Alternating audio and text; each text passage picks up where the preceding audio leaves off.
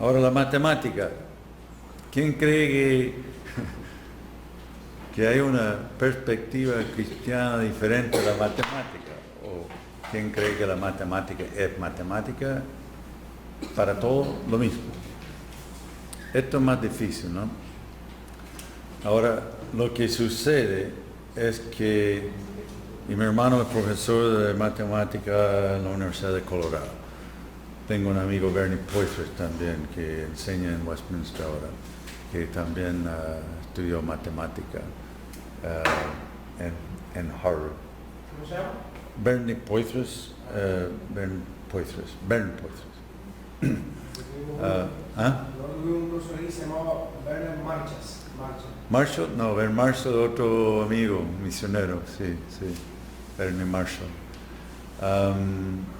Pero mire, mi hermano dice que lo que sucede con la matemática, que normalmente lo hacemos igual que los no creyentes, pero cuando el no creyente cree en la matemática como nosotros, no están siendo consecuentes con su cosmovisión, con su perspectiva. Eso es lo que sucede.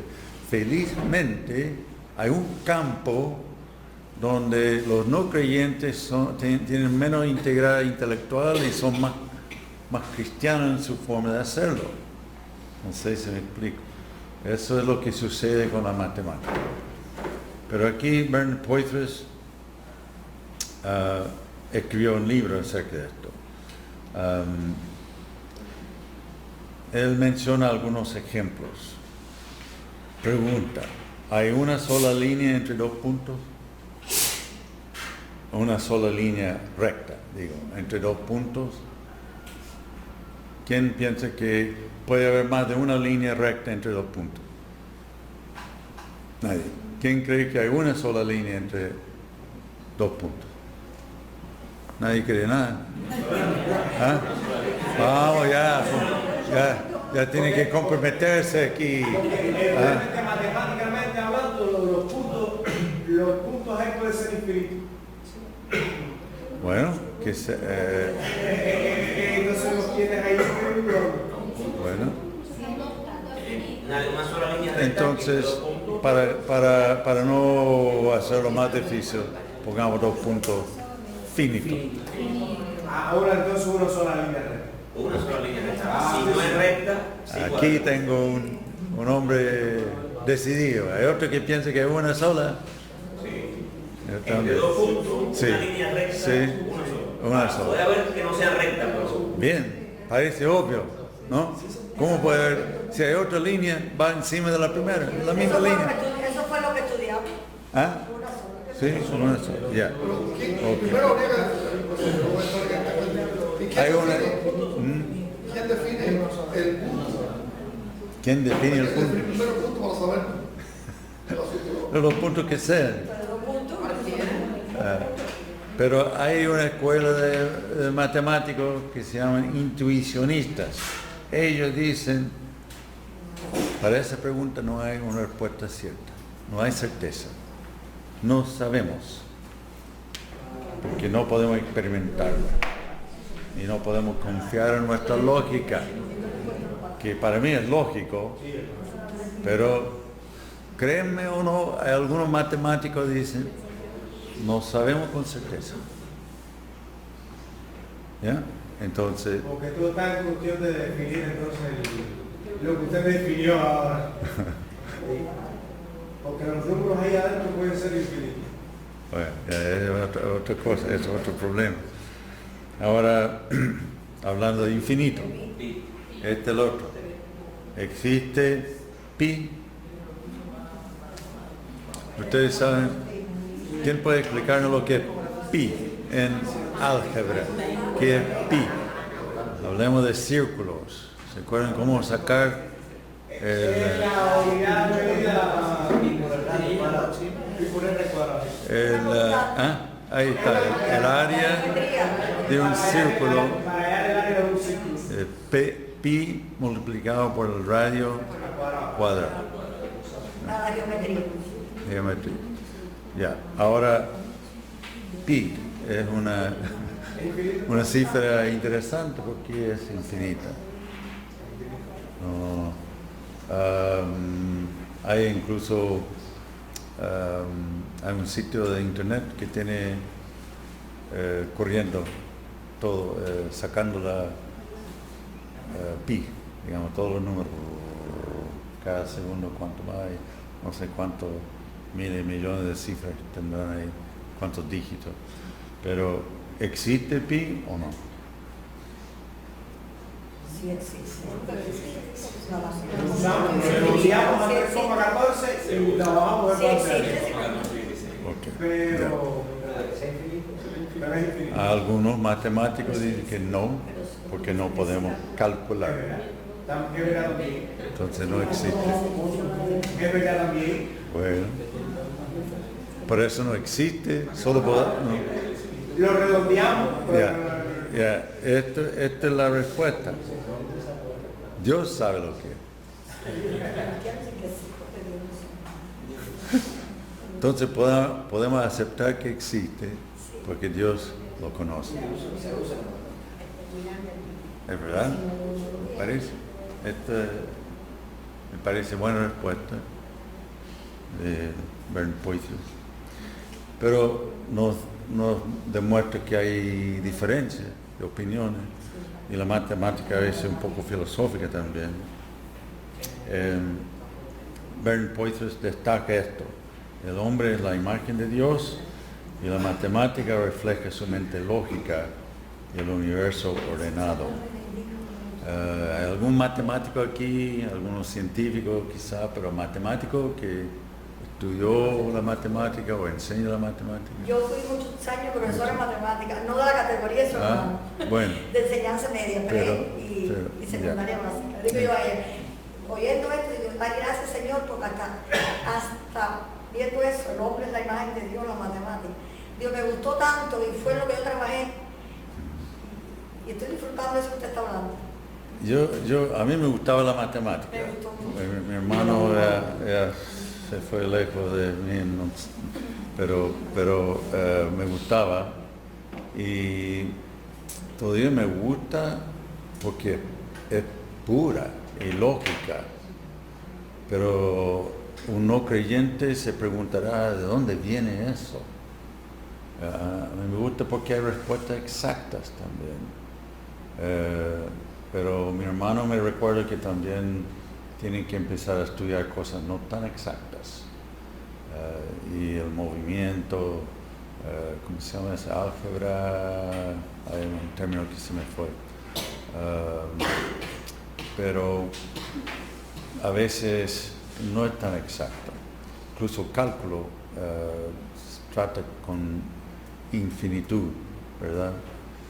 Pero esto de la matemática y la capacidad del hombre de calcular cosas y usar la matemática es extraordinario.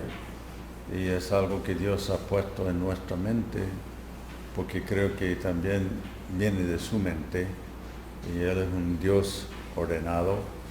Así que la matemática es un campo muy, muy interesante que refleja la imagen de Dios. ¿Qué iba a decir? Bueno, mi hermano también dice que tiene colegas que no son creyentes ni en Dios. Para ellos el universo es un accidente y por lo tanto caótico. Pero dicen que hacen la matemática como si no fuera tan caótica, tan caótico el mundo, ¿verdad? Ellos aplican las leyes de matemática al mundo como si no fuera tan caótico. En su filosofía es caótico. No pueden vivir con eso. Otro ejemplo de la falta de integridad intelectual de parte de los no creyentes. Bueno, Profesor, sí, bueno, la comprensión yo no sé si lo que estamos hablando tiene que ver con lo que voy a decir, pero Newton, por ejemplo, resolvió grandes problemas, grandes cosas, cosas que no tenían solución. Él fue de los hombres que su tiempo le dio. ¿Quién, perdón? ¿Quién? Newton. A Newton. Le dio solución a problemas que mucha gente no pudo resolver, problemas matemáticos. Sin embargo, en su teoría, Newton era ateano, no creía en la Trinidad. Y era creyente.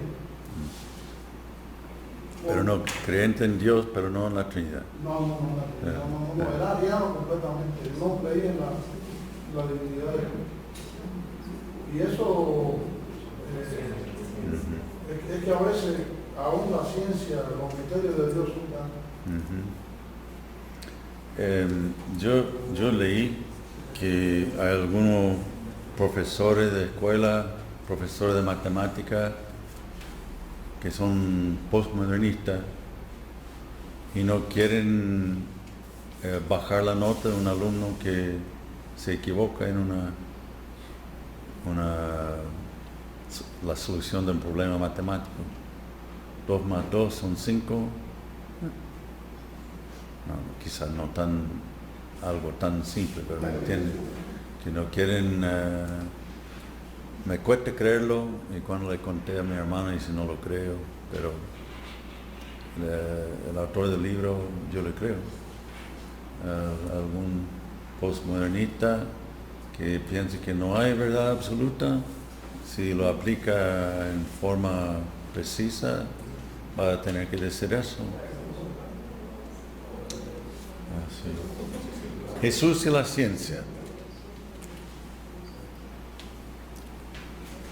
Hebreos 1:1-3 habla de Jesús como creador, que refleja la gloria de Dios.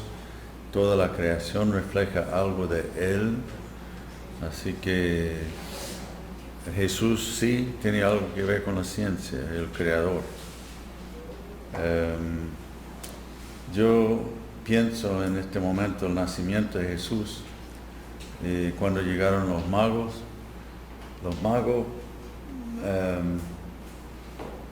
Yo antes pensaba que era otra cosa, pero yo creo que eran más científicos que nada.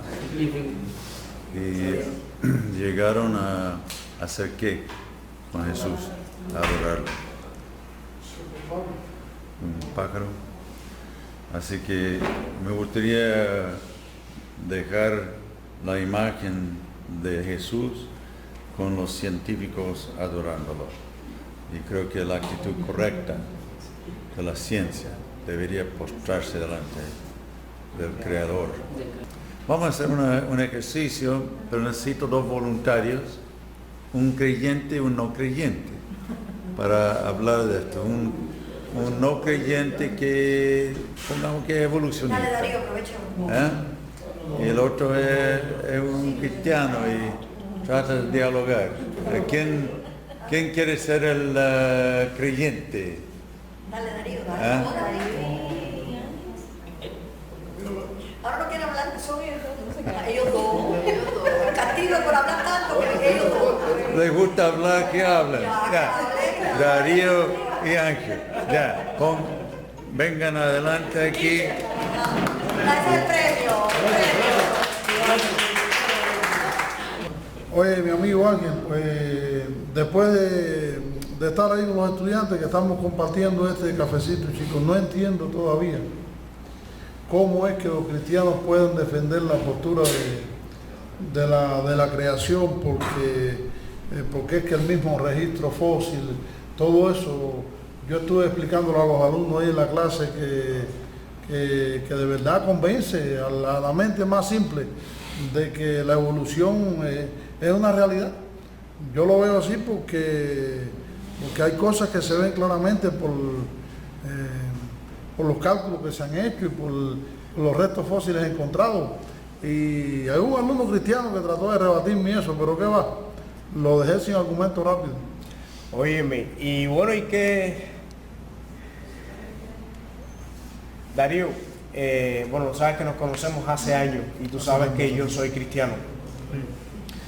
Y chicos, me hubiera gustado estar en tu clase allí con esos alumnos. ¿A qué año le estás dando clase ahora?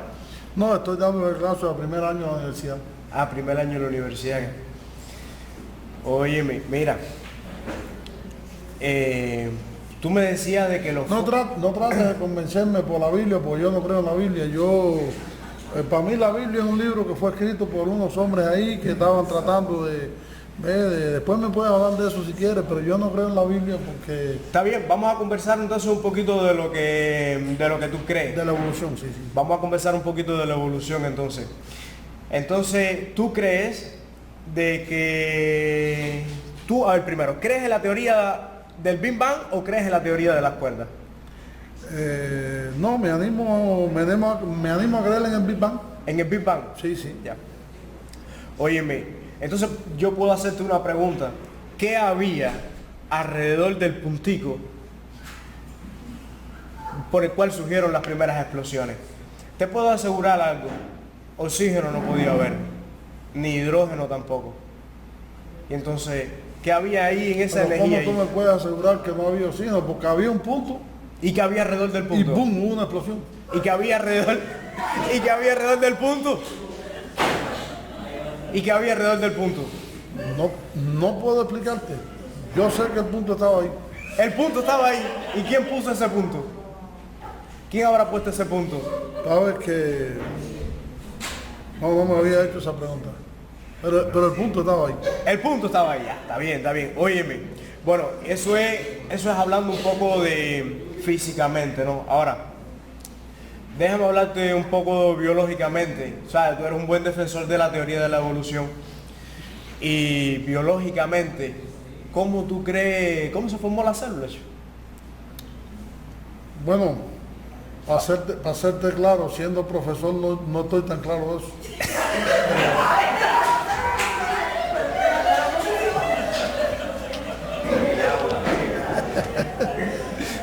Mira, nosotros partimos de que en los mares primitivos había microorganismos, había partículas que se fueron uniendo, que se fueron tomando alguna forma y primero surgieron los organismos unicelulares, ¿no? Y entonces... Ahora, pero ese organismo unicelular, o sea que una de las ciencias que defiende mucho es la embriogénesis. Ese organismo unicelular, ¿cómo cobra vida? ¿Cómo se desarrolló? Porque yo lo que tengo entendido es que, hablando biológicamente, nada inorgánico puede llegar a ser algo orgánico. Y entonces una célula, para que funcione completamente, necesita la vacuola, las mitocondrias, el núcleo, el citoplasma, todas esas cositas las necesita juntas a la misma vez. Porque y lo que plantea la embriogénesis es que surgió primero una cosa y después surgió la otra. Entonces, una célula sin todo no funciona. Si no tiene el núcleo, no hay ADN, no hay reproducción, no hay mitocondria, no hay nada. Si no tiene citoplasma, no tiene la vacuola que le da la energía, no se alimenta, no nada. O sea, lo necesita todo. Pero la teoría de la evolución y la embriogénesis dice que no, que fue por parte. Y la pregunta es, ¿cómo es posible que una célula funcione sin vacuola? Tú sabes que esa pregunta me ha puesto a pensar. Me ha puesto a pensar porque mi concepto era de que de las formas más simples fueron surgiendo. Sí, como la ameba y eso, sí, pero... Los protozoos, toda esta serie de cosas. Que hace tanto tiempo ya que ni me acuerdo de eso. Bueno, entonces, si te he puesto a pensar en esas cosas, y hemos hablado solamente de dos aspectos sencillos como una célula y la física, ¿no crees que es mejor pensar y creer de que hay un Dios que creó todas las cosas, que las puso todas en orden? Yo he pensado en eso que tú me estás diciendo y tengo algunos estudiantes ahí que son cristianos que me han rebatido fuerte, pero es que yo estoy muy aferrado a la teoría esta de la evolución de las especies y cómo Darwin pudo ver esas cosas, la misma transformación del mono en hombre. Hay evidencias muy claras, se han encontrado los cráneos del hombre de Neandertal, de todos estos hombres, y se han encontrado cosas que están todavía en los museos, que se están viendo. Y yo he defendido eso porque yo incluso estuve en un museo de Egipto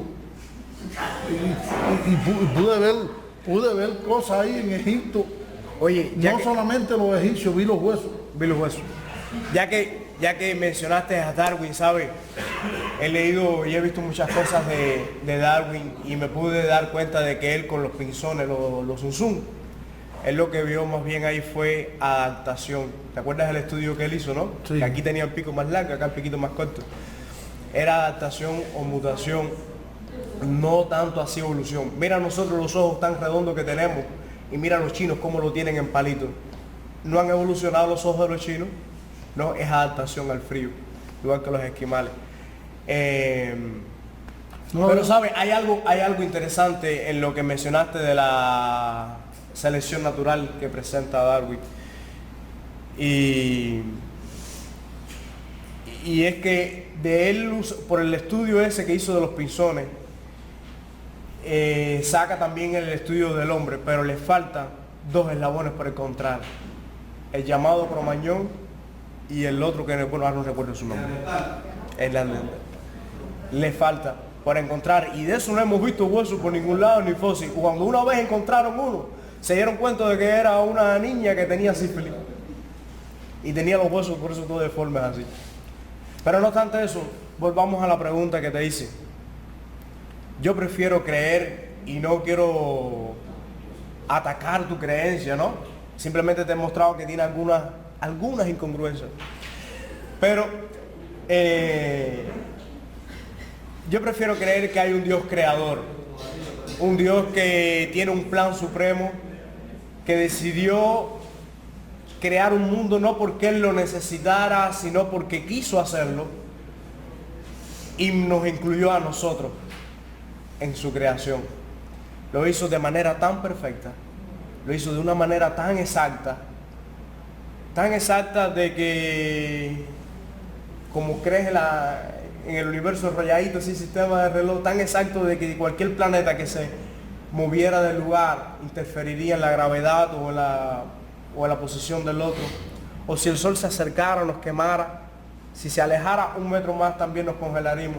Es así de tan exacto es nuestro Dios, y tan exacto es el Dios que me ama, que decidió Él mismo venir a la tierra para entregar su vida por amor a mí, pero también a ti.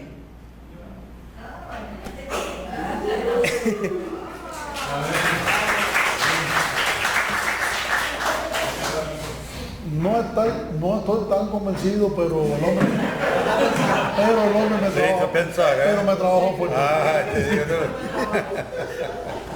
¿Alguna observación del diálogo?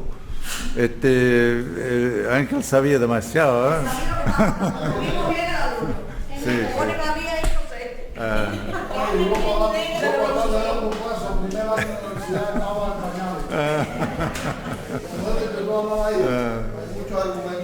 Sí, pero me gustó cómo terminó también, algo más personal, hablando del Evangelio. Sí. No me gustaría ser un no creyente discutiendo con él de estas cosas. ¿Alguna otra observación? Yo, una cosa que aprendí una vez de las discusiones y eso, una vez escuché decir a alguien hablando de cómo tratar con un testigo de Jehová que era mejor perder una discusión y ganar un alma, que no ganar siempre la discusión. Bueno, uno defiende la fe. Y hablando de los testigos es una herejía muy grande que niega muchos aspectos de la fe verdadera, pero realmente yo veo en Cuba un movimiento de gente que se está convirtiendo en las escuelas, en muchos lugares, médicos, que eso no era muy común en Cuba. Y yo veo que Dios está trabajando mucho en ese campo y que hemos tenido acceso a literatura también, de gente, mira el mismo Jaime Silán, que es este científico pastor americano, que él defiende muchos postulados de la creación de una manera muy convincente. Quisiera decir que no todos tenemos que manejar los argumentos científicos como Ángel. Y yo creo que fue muy bueno como empezó, sí, haciendo preguntas. Y si puede hacer preguntas, ¿cómo lo ve? ves que cuesta mucho contestarla y te hace reflexionar un poco, te inquieta. Y como tú dices, no tenemos que convencer a todos, no tenemos que ganar el argumento. Sí, es bueno tener la información y los argumentos y manejarlo lo mejor posible y con cariño. Es bueno hacerle preguntas para que se defienda su propia posición. No atacar la creencia No de atacar, otro, sino sí. defender la tuya. Sí, sí. Y él explicó, él no estaba atacando y me gustó cómo terminó hoy. Entonces, bien hecho, sí.